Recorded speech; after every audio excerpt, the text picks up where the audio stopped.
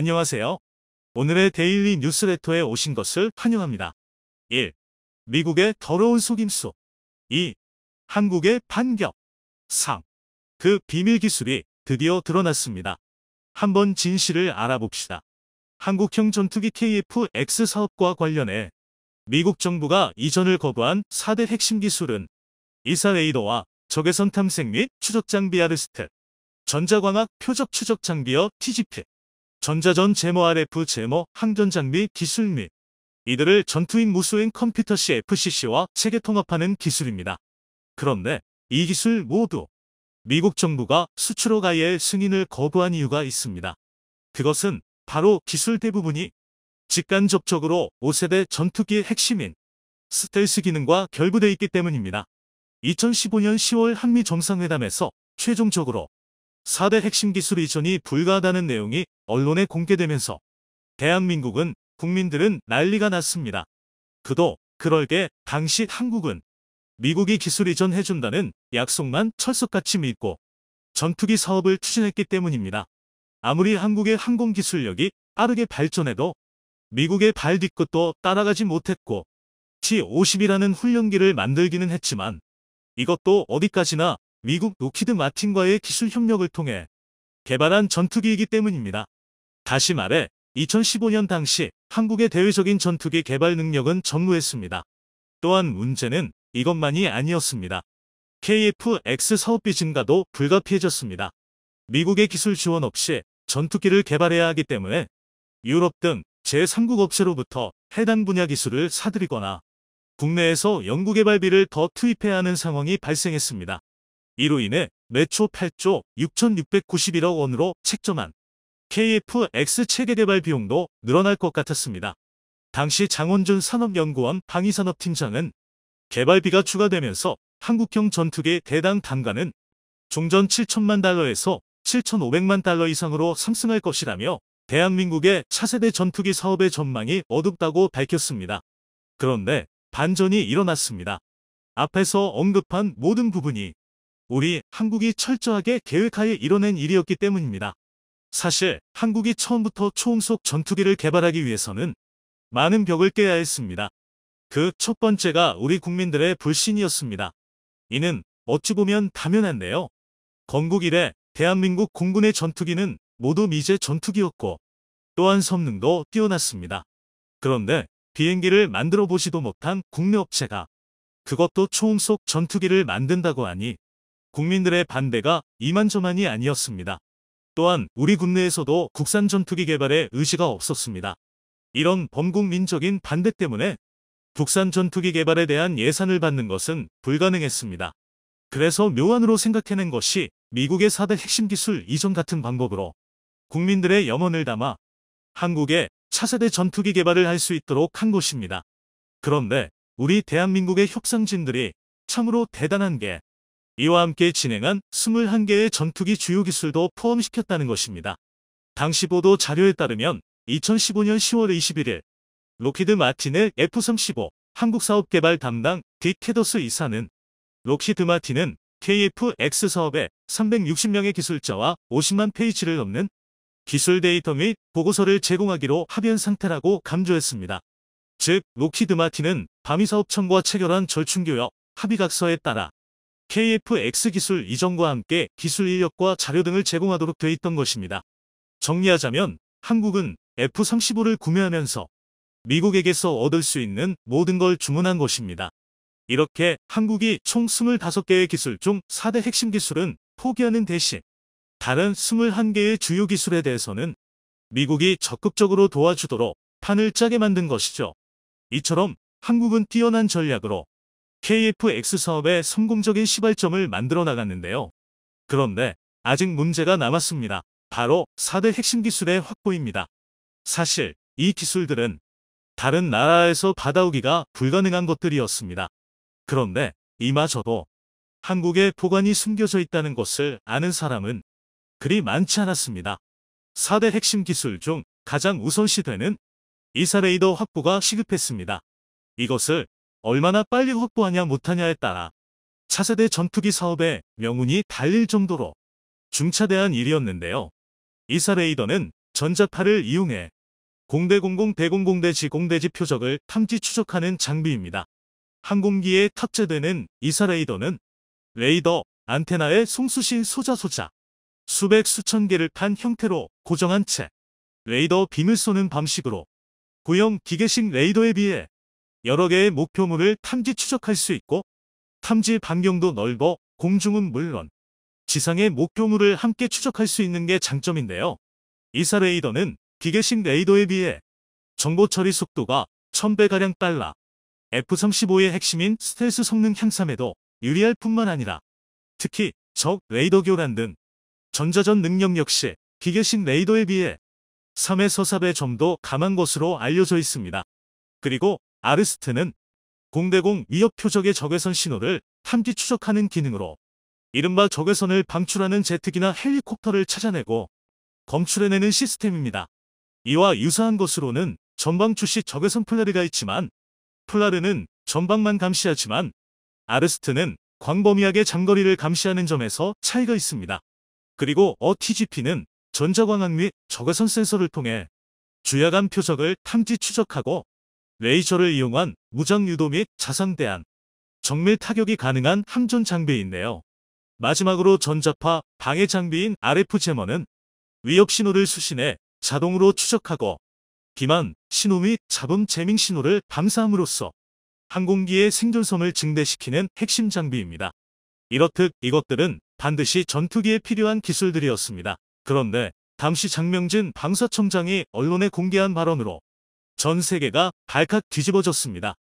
그 이유는 아르스트, 오거, RF 제머 세 가지 항전 장비 개발 및 항공기와의 체계 통합 가능성에 대한 기술 검토를 한 결과 국내 개발을 우선적으로 추진하되 필요하면 해외 기술 협력을 수행하겠다고 밝혔습니다. 즉, 한국은 이미 이 모든 것을 계획하고 국내 기업들을 통해 해당 기술력을 사전에 확보한 상태였다는 것이죠. 결국 4대 핵심 기술은 이사 레이더의 소프트웨어인 공대지 공대해 모드 알고리즘과 CFCC와의 체계 통합 기술 확보가 남았는데요. 그런데 이마저도 한국은 이스라엘 엘타 시스템과의 협약을 바탕으로 이사, 레이더, 안테나 및 전원 공급기, 그리고 레이더 신호 처리기를 통합하는 등 항공기용 이사 레이더를 개발했습니다.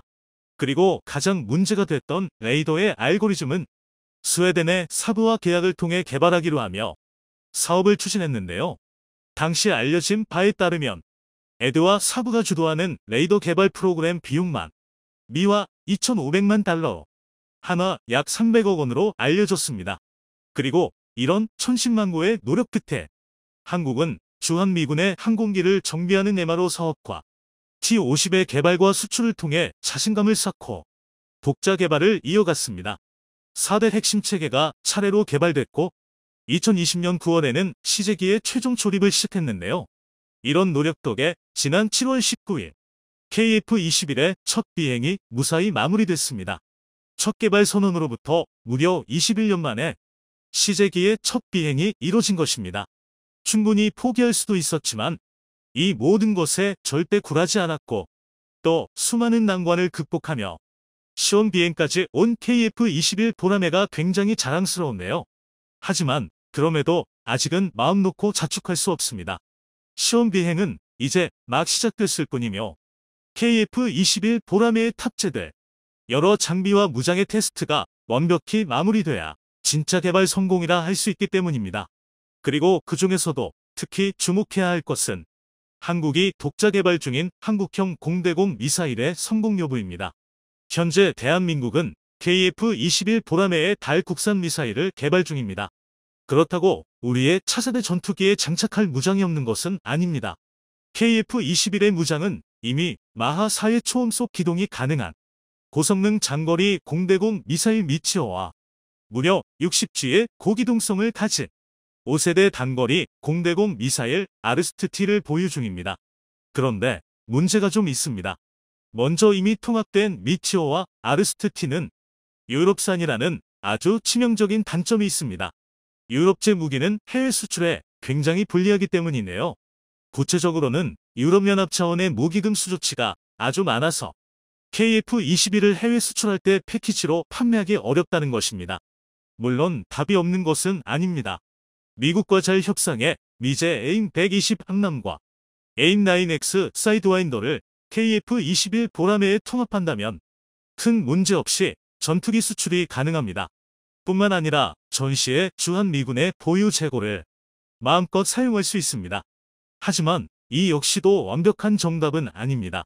정비와 유지 관리, 그리고 추후 개량을 고려할 때 미제 무기 역시 한계가 뚜렷하기 때문입니다.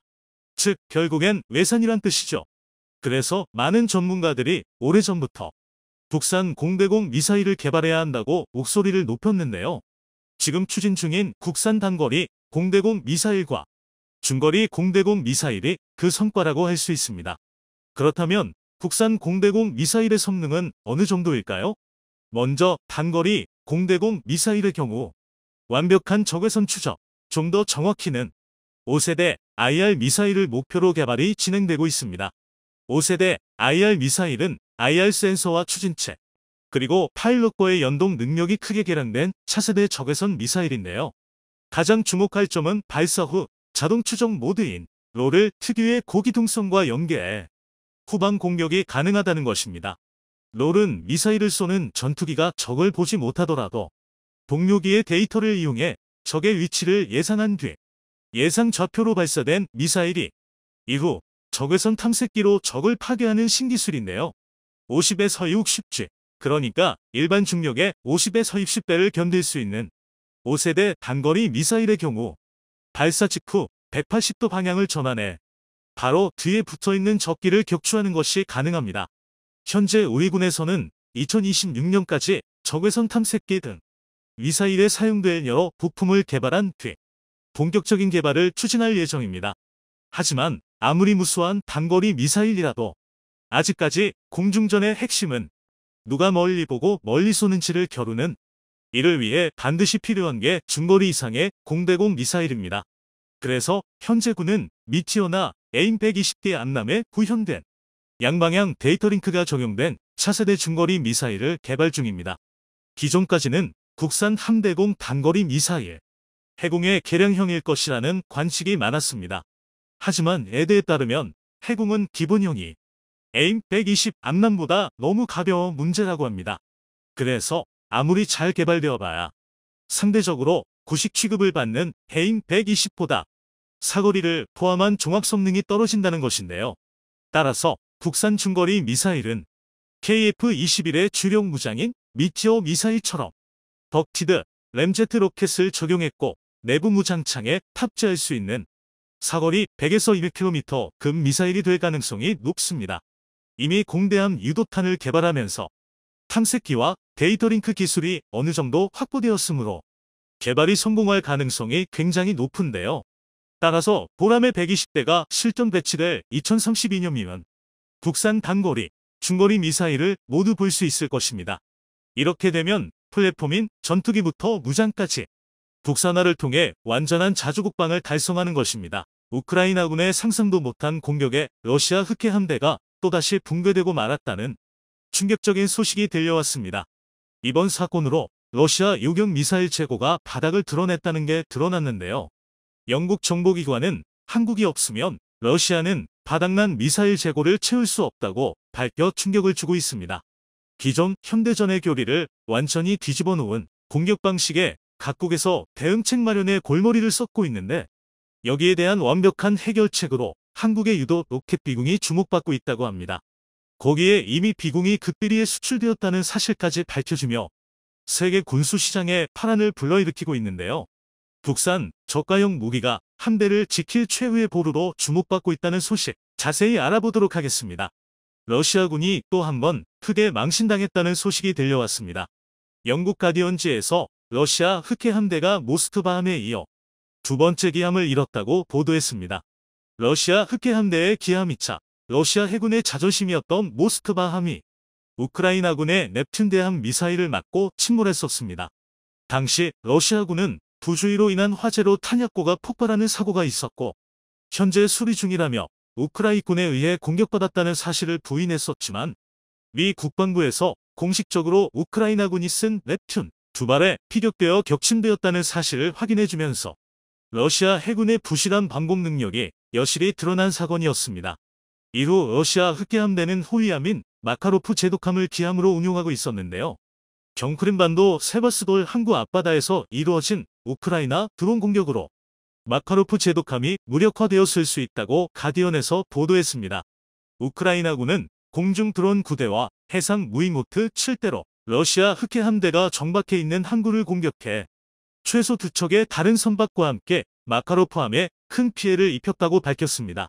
그리고 이와 함께 SNS의 흑해에서 러시아 함선을 향해 질주하는 우크라이나 군의 해상 드론 시점의 영상들이 공개되기 시작했는데요. 러시아 전함을 향해 달려드는 해상 드론을 막기 위해 러시아군의 헬기에서 기총 사격을 가하는 모습도 포착되었습니다. 우크라이나 전황을 분석하는 민간 전문가 집단 지옥 컨펌대에서는 해상 드론의 공격을 받은 전함의 윤곽을 분석한 결과 피격된 선박이 마카로프 함이라고 확인했습니다. 이번 공격에 대해 뉴욕타임스는 지난 수개월 동안 해상 드론을 비롯한 서방의 군사 원조가 가속화하면서 우크라이나 군이 원격 조종 무인보트와 공중 드론을 결합해 러시아 군 자산을 원거리에서 타격하는 복합작전을 더욱 높은 수준으로 전개할 수 있음을 보여줬다고 전했습니다. 러시아 국방부는 우크라이나의 공중 드론 9대와 해상 무인보트 7대가 공격해왔지만 일부 요격했으며 흑해함대 소해함 이방 골루베츠호만이 경미한 피해를 입었다고 인정했고 마카로프함에 대해서는 어떠한 언급도 하지 않고 있습니다. 이번 사건으로 해상 드론 공격에 대한 경각심이 높아지게 되었습니다.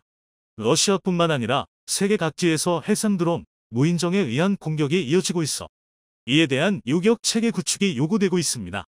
과거 미 해군은 하푼, SM-2와 같은 한 발에 수십억에 달하는 미사일로 적 고속정에 대응했었는데요. 2000년 10월 12일 예멘에 정박 중이던 미 해군 구축함에 소형 보트가 돌격하면서 미군 19명이 전사하고 39명이 부상을 입었습니다. 이 사건 이후 미군은 이러한 소형 보트들이 때를 이루어 공격해 온다면 대응할 방법이 마땅치 않다는 것을 느끼게 되었습니다. 함포로 대응하기에는 사정거리와 연사력이 부족하고 대함 미사일로 대응하기에는 수지타산이 도저히 맞지 않았죠. 미 육군 역시 자엑스 차량 공격에 대응하기 위해 같은 고민을 하고 있었기에 앱스라는 사업용으로 기존 2.75인치 로켓의 레이저 추적 장치를 장착한 유도 로켓을 개발했었습니다. 하지만 레이저 유도 방식은 바다에 안개가 끼면 추적이 불가능해지고 한 번에 하나의 표적만을 공격할 수 있었기에 미 해군의 요구사항과는 맞지 않았습니다. 그래서 미 해군은 적외선 시커를 장착한 새로운 유도 로켓을 개발하기로 결정했었는데요. 때마침 한국 역시 북한군의 소형 고속정 때문에 비슷한 고민을 하고 있었기에 미 해군연구소와 방위사업청은 MOU를 맺고 공동개발을 결정했었습니다. 그런데 개발하는 도중 미군이 사업에서 이탈하면서 이 프로젝트는 한국에서 단독으로 진행하게 되었는데요. 2012년부터 2015년까지 3년에 걸쳐 개발된 비공은 노후화된 해안포를 대체해 해병대에 배치돼 운용 중이며 육군, 공군을 위한 공대함, 공대지 버전으로도 개발이 진행 중입니다. 당시까지만 해도 우리 군의 특수한 수요를 충당하기 위해 개발한 무기체계였기에 수출할 수 있을 거란 생각은 하지 못했었습니다. 그런데 현대전의 패러다임을 완전히 뒤바꿔 놓은 계기가 있었으니 바로 드론의 본격적인 무기화였습니다. 우크라이나 전쟁뿐만 아니라 반군, 게릴라들에 의한 드론과 무인 조종 장치를 이용한 차량, 보트를 이용한 자엑스 공격이 늘어나기 시작했는데요. 그중 가장 큰 피해를 입고 있던 나라가 바로 사우디입니다. 얼마 전 사우디는 자국 해안선 순찰을 위해 프랑스제 고속정 11대를 구입했는데요. 인도받은 고속정에 비공 유도 로켓 플랫폼이 장착되어 있는 사진이 공개되면서 사우디로 비공이 수출됐었다는 사실이 드러났습니다. 사우디는 전 세계에서도 1, 2위에 꼽히는 무기 수입국으로 GDP의 8.8%를 국방비로 지출하고 있는데요. 하지만 정작 예멘 반군을 상대하면서 고전을 면치 못하고 있습니다. 예멘 반군은 말만 반군이지 한국과의 군대나 다름없는 전력을 갖추고 있으며 이란으로부터 무기 지원까지 받고 있습니다. 최근 예멘 반군은 사우디의 해안 지역에 자엑스 보트를 이용한 공격을 늘리고 있는데요. 페르시아만과 홍해 지역까지 예멘 반군의 소형 자엑스 보트들이 활개치면서 사우디의 해상 경제 활동이 위축되고 있는 상황입니다. 석유 수출에 경제 의존도가 높은 사우디로서는 하루 빨리 해결해야 하는 상황이었기에 이에 대응하기 위해 프랑스제 최신형 고속정을 도입한 건데요. 여기에 주무장으로 비공이 선택되었다는 사실이 주목받고 있습니다. 2.75인치 유도로켓 개발을 포기한 미국은 대신 헬파이어 미사일을 개량하여 요격 시스템으로 도입했는데요. 헬파이어 한 발당 가격은 1억 원이지만 비공은 단 4천만 원에 지나지 않습니다. 또한 차량, 함정, 헬기, 경전투기 등 다양한 플랫폼에서 운용 가능하면서 8km에 달하는 준수한 사정거리와 저가형 무기라고 볼 수 없는 뛰어난 유도 능력까지 갖추고 있어 사우디와 같이 드론, 무인정의 공격에 고민하고 있는 국가들에서 주목하고 있었습니다. 거기에 2019년 미국이 동맹국들의 장비와 기술을 평가하는 국방부 프로그램인 FCT에 최초로 참여하여 우수한 성적을 받으며 대한민국의 무기 개발 기술력을 입증하기도 했었습니다. 비공의 개발사인 LIG-X1에서는 미국 주도로 이루어지는 세계 최대 규모의 해상연합훈련인 환태평양훈련에서 비공을 선보였었는데요. 각국 해군에서 비공에 큰 관심을 보였다고 합니다. 다양한 형태의 드론 무기들이 개발되면서 이에 대응하는 무기에 대해서도 관심이 높아지고 있습니다. 거기에 이번 흑해 함대가 우크라이나의 해상 드론에 의해 공격받으면서 비공과 같은 요격 체계가 각광받기 시작했는데요. 비공만큼 뛰어난 가격 경쟁력을 가진 유도 무기는 전 세계 어디에도 없기에 사우디를 시작으로 본격적인 수출이 시작될 것으로 기대받고 있습니다. 이번 사건으로 러시아군이 해상 드론을 요격할 미사일 재고도 부족한 게 아니냐는 의혹을 받고 있습니다. 실제로 러시아군의 미사일 재고가 바닥을 드러냈다는 정황이 포착되고 있습니다. 러시아에서 자랑하는 첨단 미사일들의 부품과 기술들이 상당 부분 미국과 한국을 비롯한 서방 세계의 소유이기에 러시아 제재로 부품 공급이 막히면서 재생산이 불가능하다는 사실이 드러났습니다. 지난 19일 미 재무부에서 러시아 군수업체에 미국 기술을 제공한 러시아인 유리 유리에비치 오레우프와 그의 회사 두 곳에 제재를 가했다고 밝혔습니다. 재무부 부장관은 이번 사건은 미국과 동맹국의 제재 외 수출 통째로 러시아는 전쟁을 위한 기술을 확보하는데 점점 어려움을 겪고 있음을 상기시켜준다고 전했습니다. 지난 8월 영국 안보 문제 연구기관 왕립합동 군사연구소로시에서 러시아의 무기 시스템과 군사 장비를 검사한 결과를 발표했는데요. 러시아 군용 시스템 450개 부품 중 318개는 미국 회사에서 제작된 것으로 밝혀졌습니다. 거기에 한국제 부품 6개와 대만, 일본, 스위스, 네덜란드 등 서방 세계 국가들에서 제재한 부품들이 포함되어 있었습니다.